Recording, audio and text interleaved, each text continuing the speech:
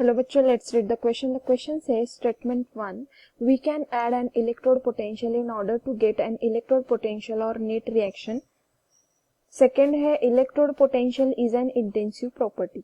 Okay तो यहाँ पर स्टेटमेंट 1 इज ट्रू और स्टेटमेंट 2 इज ट्रू, ये हमें बताना है. तो यहाँ पर की कंसेप्ट क्या है? की concept is electrode potential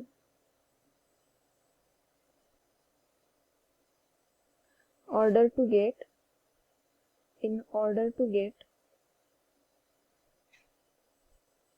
electrode potential.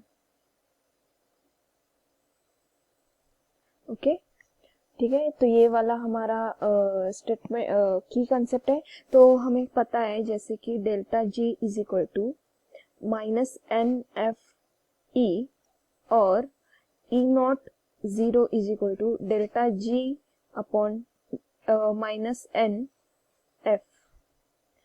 तो वेर एन क्या है हमारा? Number of electron transfer. The ratio delta G upon n remain constant. तो यहाँ पर क्या रहेगा? डेल्टा जी अपॉन एन क्या रहेगा? Remain constant. जब क्या होगा? नंबर ऑफ इलेक्ट्रॉन ट्रांसफर होंगे. As any change in a stereo chemistry if coefficient will multiply both term by the same value. Okay तो हमें क्या करना पड़ेगा? मल्टीप्लाई करना पड़ेगा सेम वैल्यू से. तो यहाँ पर लिख लेते हैं the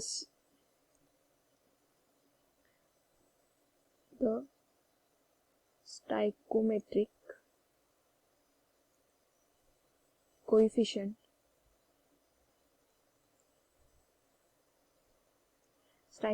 coefficient will multiply both terms by the same value. So electrode potential is an intensive property as it does not depend upon. Okay तो इलेक्ट्रोड पोटेंशियल जो है वो क्या है? इंटेंसिव प्रॉपर्टी है. इलेक्ट्रोड पोटेंशियल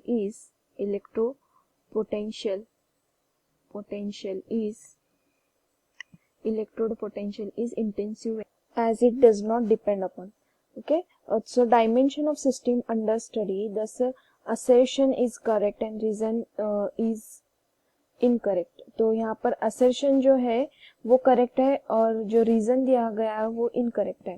तो statement 1 is true and statement 2 is false, means option C ये हमारा करेक्ट है. तो जो स्टेटमेंट 1 है वो करेक्ट है और जो सेकंड है electrode potential is an intensive property, ये वाला गलत है, वो डिपेंड नहीं होता है किसी पर भी. I hope you understood well. All the best. Thank you.